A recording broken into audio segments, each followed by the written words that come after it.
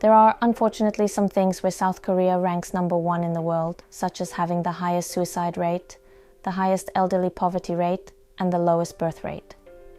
Now, I worry that deepfake crimes might soon be added to this list. A report from a security company revealed that around 53% of women involved in deepfake-based sexual exploitation are Korean celebrities. Ordinary women are also being targeted, with their photos used to create sexually explicit deepfake images and videos using AI. These are then shared via Telegram, often alongside the women's personal information.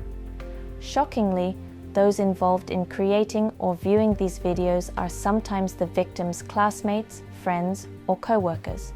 Experts say that the cases that have been caught are just 빙산의 일각, 빙산, meaning iceberg, 의, meaning of, 일각, meaning tip. The phrase implies that many more are still hidden beneath the surface. Some women are taking down their pictures and even changing their profile pictures to appear as boys. Politicians and the government have criticized the situation and announced measures to prevent it from happening again. However, many news outlets have criticized these actions, saying it's like 소 잃고 외양간 고치기.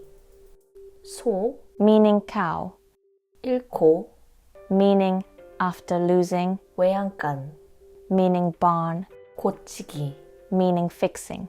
So, this expression is used to criticize people for trying to fix a problem only after the damage has already been done. What do you think about deepfake crimes? Is this also a big issue in your country? You can learn Korean with stories and pictures here at Sunnyside Korean.